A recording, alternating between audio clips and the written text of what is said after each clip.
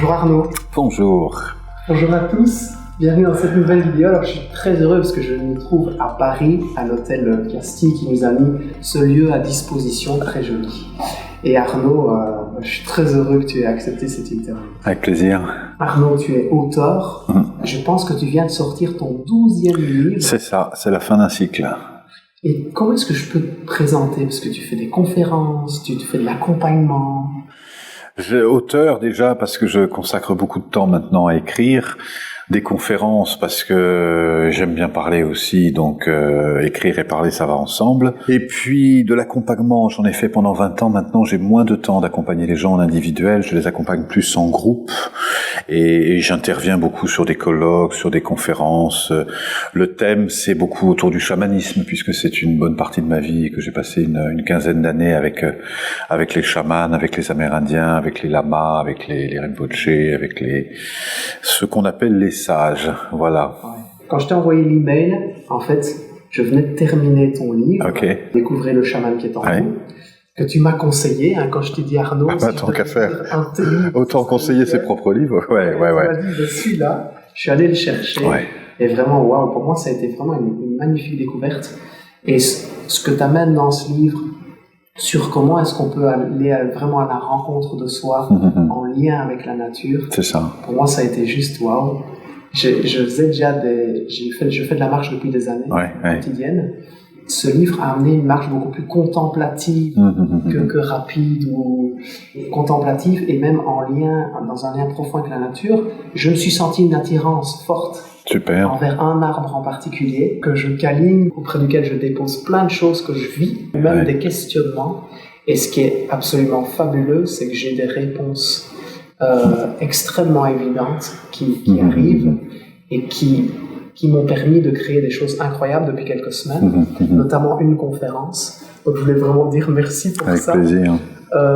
Et pour parler de toi et au-delà de ce que tu peux faire, j'ai envie de te demander, qu'est-ce que tu aimes profondément? Qu'est-ce qui te passionne?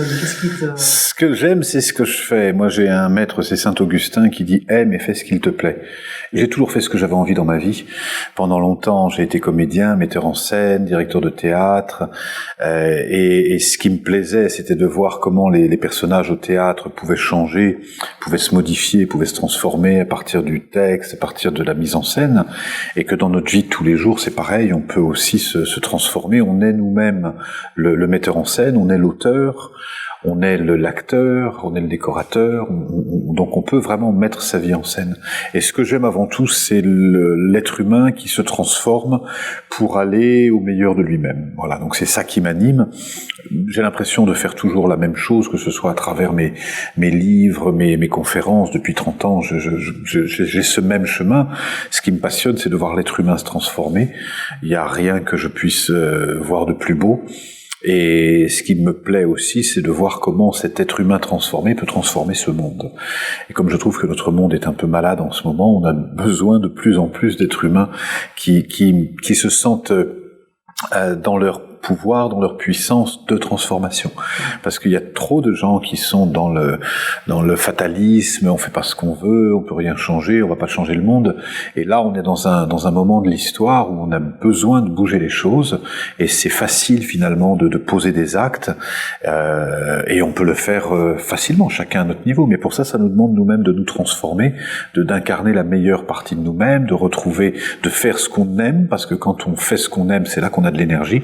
Et on peut pas avoir d'énergie si on fait un métier qui nous plaît pas, si on vit avec quelqu'un qu'on n'aime pas, si on vit dans une ville qui nous fait pas vibrer, on n'est pas dans l'énergie. Par contre, quand on est dans notre rôle quelque part, là, à ce moment-là, on trouve de l'énergie, de l'inspiration, et la vie est plus belle pour nous et pour notre environnement. Ouais. Quand on se trouve dans une certaine forme de brouillard, dans sa vie de couple, dans sa vie professionnelle, on a tous des moments comme ça dans sa vie.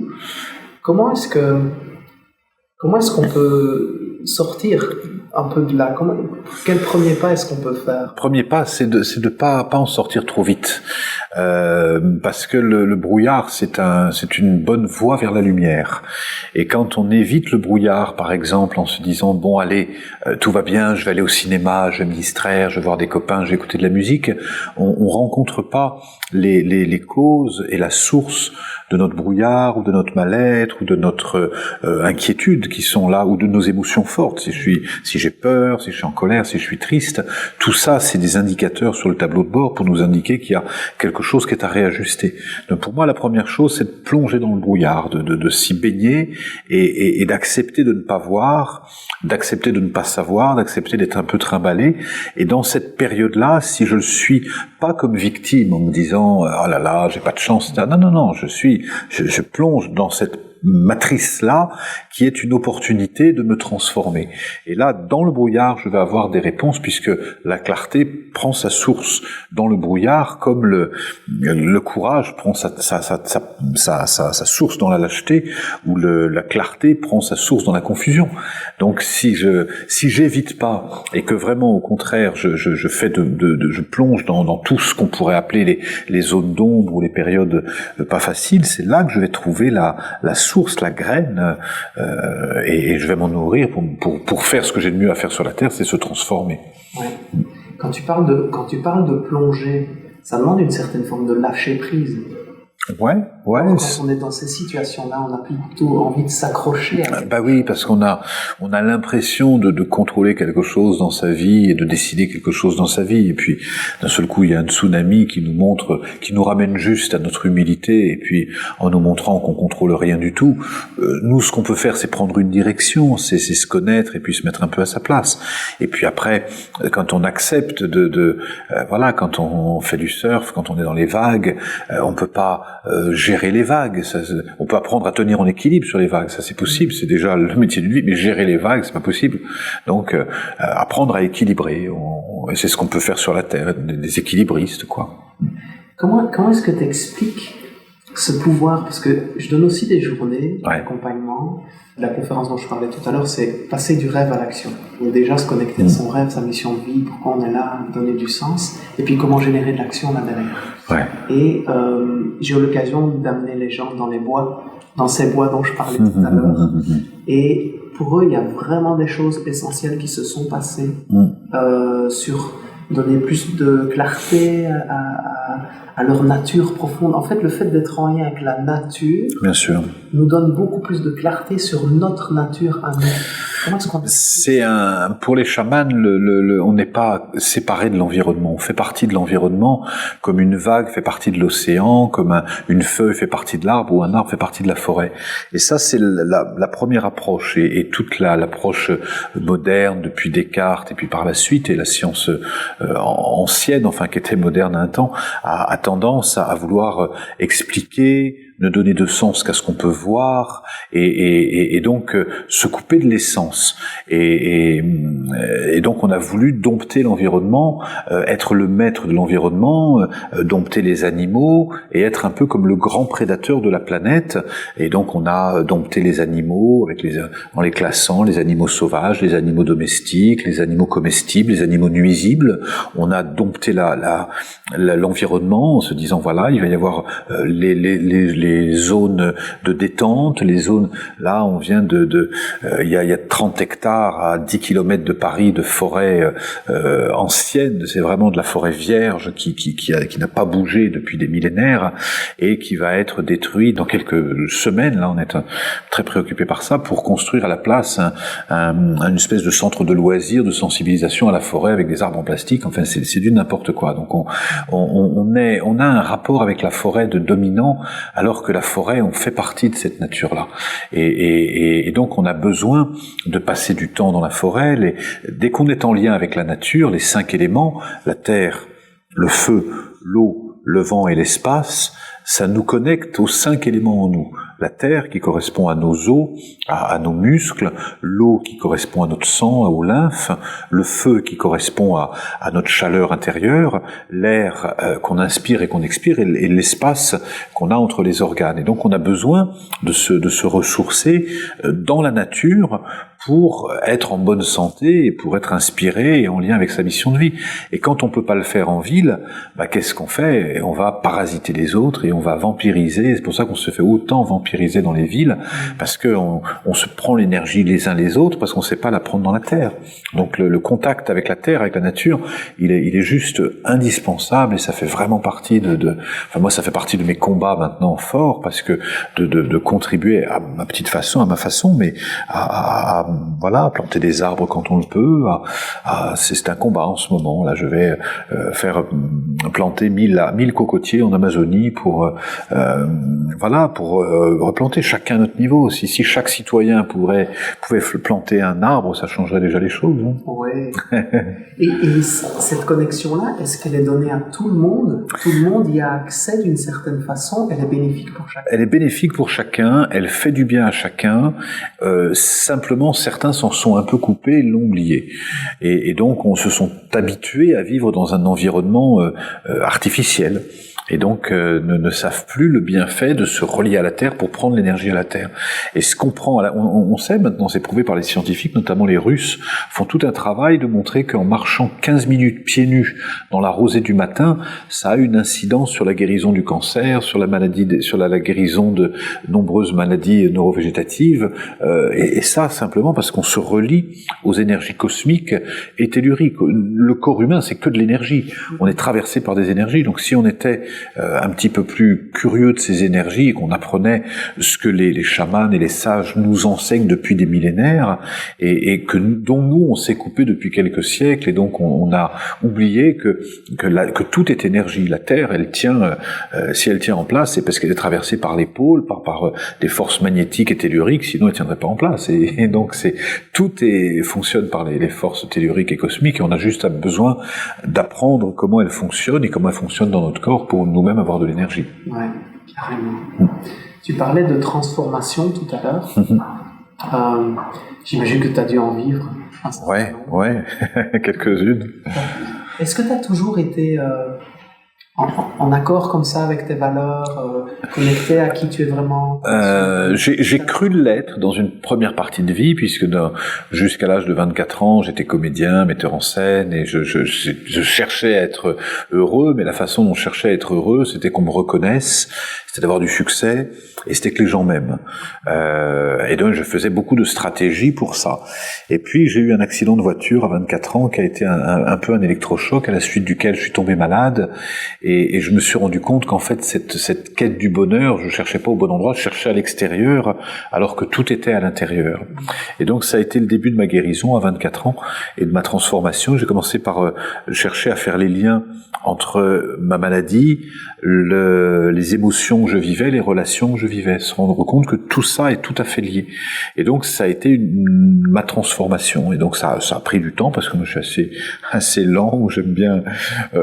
Et donc je me suis intéressé au corps physique, je me suis intéressé au cœur et à l'esprit. Et donc j'ai pris beaucoup de temps pour ça. Je suis parti en Inde, au Tibet, je me suis intéressé aux arts martiaux, j'ai fait 15 ans d'arts martiaux, je me suis intéressé à la méditation, au yoga, au tai chi, au bouddhisme, au chamanisme, au tantra. Enfin, j'ai vraiment regardé beaucoup jusqu'à ce que quelque chose se transforme à l'intérieur, et on sait que ça se transforme quand on est plus heureux sans raison, c'est-à-dire qu'on n'a plus besoin d'une raison extérieure pour être heureux.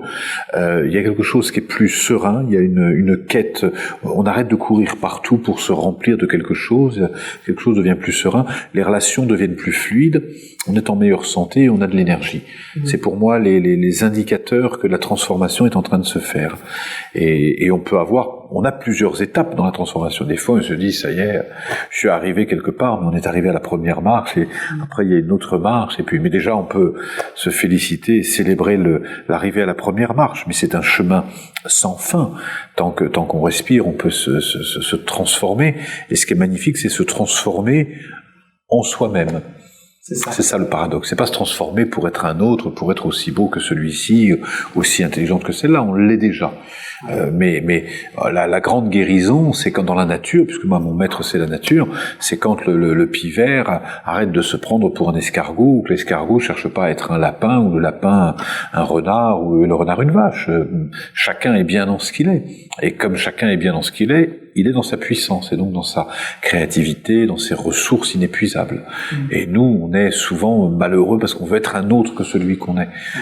Comme dit Oscar Wilde, ne cherchez pas à être un autre, tous les rôles sont déjà pris, jouez votre propre rôle. J'ai regardé une de tes vidéos. J'ai vu que tu faisais des vidéos de façon extrêmement régulière. Ouais. Au Moulin, tu les tournes là-bas. Ouais. C'est un endroit que tu as... C'est un endroit que j'ai acheté parce que j'ai été nomade pendant très longtemps et à un moment donné, il n'y a pas très longtemps, il y a 3 ans de ça, j'ai vraiment senti intérieurement que c'était le moment de me poser et que moi qui n'ai jamais rien eu à moi, qui ai toujours été nomade, itinérant, saltimbanque, quoi, c'est ma nature, c'était la deuxième période de vie qui me demandait à me poser et à poser mon énergie dans un lieu qui serait un lieu de vie puisque j'y habite, mais aussi un lieu d'accueil, de stage, de séminaire, de retraite de méditation, de rituel. Et donc c'est un lieu que j'ai acheté en Bourgogne, dans le 150 km de Paris, dans lequel j'accueille des groupes, dans lequel j'accueille des retraites de méditation, et puis j'accueille des résidences d'artistes. Là, cet après-midi, j'étais avec 2 réalisateurs parce que je suis sur un projet de film, donc on travaille là-dessus. Donc c'est un lieu très inspirant qui m'aide à accompagner des porteurs de projets. Et moi, j'aide de plus en plus maintenant les gens avant, longtemps, j'ai aidé les gens à aller mieux. Maintenant, j'aide les gens qui veulent aider les gens à aller mieux. Donc, je supervise des coachs, des formateurs, je forme des thérapeutes, etc. Je suis plus dans cette, c'est la deuxième partie de la vie ou la troisième. Enfin, c'est une nouvelle période, ouais. En tout cas, je vous invite vraiment à aller vous abonner à la chaîne YouTube d'Arnaud parce que c'est des pépites que tu donnes toutes les semaines. J'en ai regardé là plusieurs et elles sont toutes vraiment profondes, belles. Et merci. Il y en a une où tu expliques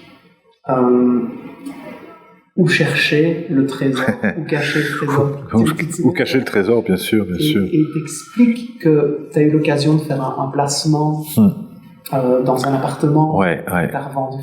C'est ça. Quand j'étais dans la première partie de ma vie, quand j'étais acteur, il y a un moment donné où j'ai gagné beaucoup d'argent. Et puis j'ai acheté un appartement et cet appartement, je l'ai revendu quand j'avais 30 ans. Et donc j'avais de l'argent de cet appartement. Et puis tout le monde me disait, il faut investir dans la pierre ou dans la finance ou dans les PEA, les PEL, je sais pas quoi. Et moi, ça me disait non. C'est le moment où j'avais besoin de cet argent pour voyager, pour faire le tour du monde, pour aller rencontrer des maîtres, pour me former moi-même. Donc j'ai fait beaucoup de stages, j'ai fait beaucoup de retraites et j'ai tout investi en fait dans ce qui maintenant je peux dire ce qui est le plus précieux, c'est en moi-même. Nous-mêmes, c'est notre plus bel investissement parce que même un taux à 7% ou à 8%, je sais pas combien ça ramène une banque ou la pierre, il y a un moment donné où ça s'épuise. Alors que nous, quand on investit en nous et qu'on investit pour développer la confiance en soi, l'estime de soi, la connaissance de soi et de ses ressources, c'est inépuisable. Et donc j'ai appris à me faire confiance, j'ai appris quelles étaient mes ressources, quelle était ma valeur et comment avec ça je pouvais gagner ma vie. Et donc maintenant je gagne confortablement ma vie et j'ai pu acheter une maison bien plus grande que si j'avais gardé par exemple ça. Mais ça a été surtout je crois que on n'investit pas assez en soi parce qu'on croit pas assez en soi et on croit pas assez en soi parce qu'on s'aime pas assez. Alors je sais pas par où il faut rentrer, mais en tout cas il y a quelle que soit la porte d'entrée, il y a un cercle vertueux comme il y a un cercle vicieux. Et le cercle vertueux, c'est je crois en moi, donc j'ai confiance en moi, donc j'investis en moi et donc je connais mes ressources. Et quand je fais ça, à ce moment-là, quel que soit notre métier, notre sensibilité, on peut vraiment changer notre monde. Ouais. J'ai envie de te poser une question, Armand, par rapport au fait tu es chaman. Tu l'as été vraiment reconnu, tu m'expliques par les Mongols, ouais. Et quand on est connecté comme tu peux l'être à cette nature, est-ce qu'il n'y a pas des moments où ça doit aussi toucher fort ce qui peut se passer, ce que tu peux voir, des décisions qui sont prises? Comment est-ce que tu vis avec ça? Je fais en sorte d'être le plus utile possible comme je le peux dans ce monde. Des fois, je me sens très, comment dire, impuissant face à toutes les décisions stupides qu'on peut prendre par rapport à l'eau, par rapport, là, je vois en Mongolie, justement, j'étais en Mongolie le mois dernier, et il y a un lac sacré qui est sous une montagne sacrée et ce lac va irriguer jusque dans la Chine et la Russie, et donc c'est vraiment un lac très sacré avec une eau très pure, et il y a des chamans qui ont été enterrés sur place, qui ont fait le choix de s'enterrer sur place pour pouvoir se dire comme ça, c'est un sanctuaire, on touchera jamais à l'eau. Et puis là, Areva vient d'acheter ce lieu-là pour extraire des minerais, etc. Et donc je me dis, mais quelle inconscience, quelle ignorance surtout de ne pas préserver ça. Donc moi, ça, à la fois, ça brise mon cœur. À chaque fois qu'on coupe un arbre, c'est comme si on me coupait une partie de moi, parce que je suis tellement sensible à ça, que ce soit avec les végétaux, les animaux, les humains. Pour moi, c'est des fois on me dit, mais au lieu d'être sensible pour les arbres, tu ferais mieux d'être sensible pour les humains. Mais c'est pas l'un ou l'autre. C'est quand on est sensible à la vie, quand la vie est brisée, quand la vie est souillée, comme nous sommes la vie, j'ai mon cœur qui est effondré. Et en même temps, je sais que si je veux être utile, j'ai besoin de garder confiance en l'homme. Donc, je suis conscient de ce qui se passe, de notre ignorance, mais je me tourne plus. Un arbre qui pousse fait moins de bruit qu'un arbre qu'on abat, dit le proverbe, et donc je me concentre plus sur l'accompagnement des arbres qui poussent que sur les arbres qu'on abat, et Dieu sait si on abat beaucoup en ce moment. Ouais. Dans ce que tu proposes, Arnaud, pour dire à chacun comment est-ce qu'on peut te rejoindre, donc tu as une chaîne YouTube. J'ai une chaîne YouTube. On va mettre le lien ci-dessous. Ouais.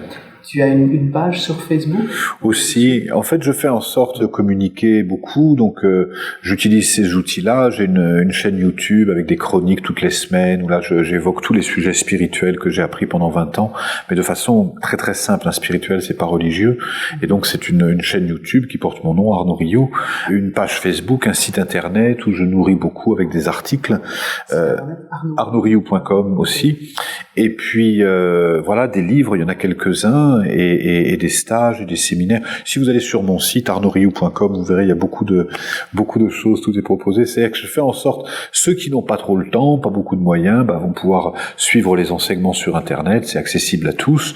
Ceux qui ont plus de temps et la possibilité peuvent venir en stage, une formation en ligne, ou alors ceux qui ont beaucoup de temps peuvent venir une semaine dans le désert ou en Mongolie avec moi pour aller rencontrer les chamans. Tu le fais? Je le fais. Alors je le fais pas cette année, mais je l'ai fait déjà 2 années de suite, et puis je le fais pas en 2018, mais en 2019. Là, je fais un grand voyage en 2019, puisque il y a une grande festival avec tous les chamans de Russie, de Mongolie, de Chine. Ça va être un très gros événement au mois de juin. Et là, je retourne là-bas. Ouais. Ok. Et est-ce que tu peux nous dire quelques mots sur le dernier livre que tu viens de sortir, qui est un roman? C'est un roman. C'est mon premier roman, mon 12e livre, mon premier roman. Et en fait, c'est né il y a un truc quand on écrit des livres de développement personnel, c'est que même si je me sens très libre dans l'écriture, il y a beaucoup de projections sur moi. D'un seul coup, on se dit, alors, il a fait un travail. Et j'avais envie de déconnecter tout ça et de m'amuser avec un roman.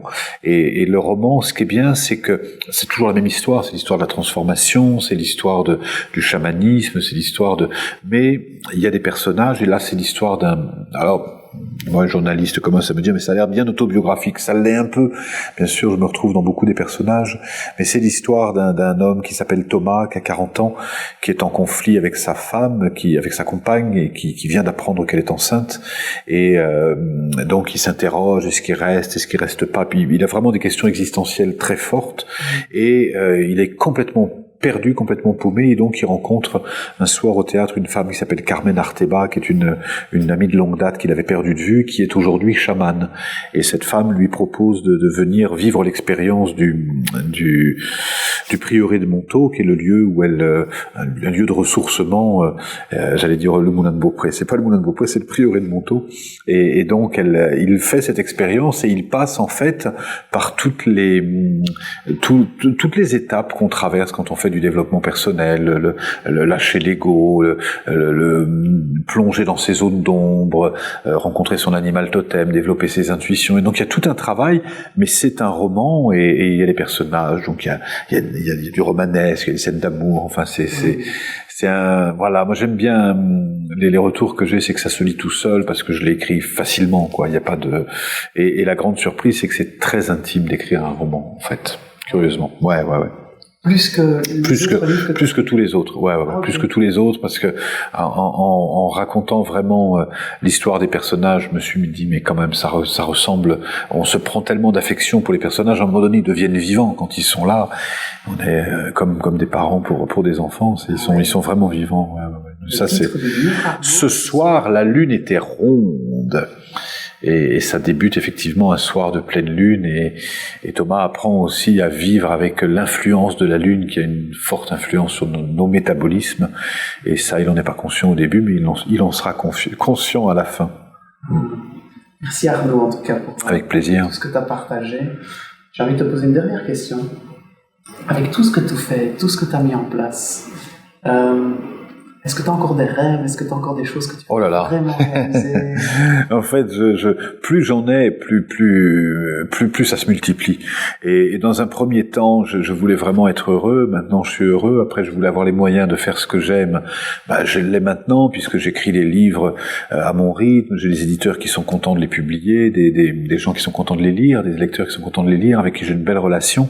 Et là, maintenant, je veux vraiment apporter ma part de colibri dans ce monde qui va bien mal. Donc du coup, je consacre beaucoup de temps et d'énergie pour aider mes amis mongols. Là, on va offrir une yourte à une famille mongole. Je vais dans le désert, je voudrais apporter un peu plus d'aide là-bas. Je vais en Amérique du Sud, au Brésil, en février. Je voudrais aider les populations de chamans là-bas, donc notamment j'ai fait le vœu, j'aimerais planter 1000 cocotiers. Voilà, ça c'est un vœu et que j'ai envie de faire en février. Je vais planter 1000 cocotiers au Brésil, et donc je vais lancer là aussi j'ai une association qui s'appelle Terranima, et donc on va lancer pour que les gens participent. Il y a un site, ça s'appelle. On peut m'y rejoindre. Là aussi, okay. Terranima. Tout ça c'est sur mon site arnaudriou.com, mais le site s'appelle terranima.org, et là vous pouvez participer là aussi pour faire un don, parce que je crois que la plus belle chose qu'on peut faire sur cette terre, c'est de rendre ce monde encore plus beau qu'il ne l'est, et comme on l'a un peu saccagé pendant quelques décennies, c'est le moment de le réparer. Et puis en fait il y a beaucoup de choses, donc des rêves, j'en ai beaucoup, il y a tellement de gens qui ont besoin d'aide que j'aimerais pouvoir me multiplier à l'infini, et ça c'est sans fin, quoi. Ouais. Bon, merci Arnaud. Avec plaisir. Merci pour cette entrevue, merci pour ta présence. Ils ne le savent pas, mais en fait, il est 10h. C'est ça. Dimanche. Ça a été une longue journée pour toi. Tu as fait aussi du temps sur la route pour C'est ça. C'est ça. Et puis, comme tu m'avais dit que tu faisais ça, ça me tenait à cœur de le faire. Tu prends l'avion demain, moi je prenais la route. Mais en même temps, c'est ça, je le fais, je compte pas mes heures, mais je crois que quand on aime ce qu'on fait, à la fois on a l'impression de jamais travailler, de tout le temps travailler. Il y a quelque chose on cesse de travailler pour commencer à œuvrer. Et voilà, donc je travaille pas, j'œuvre. Merci à toi. Avec plaisir. À bientôt, Chris.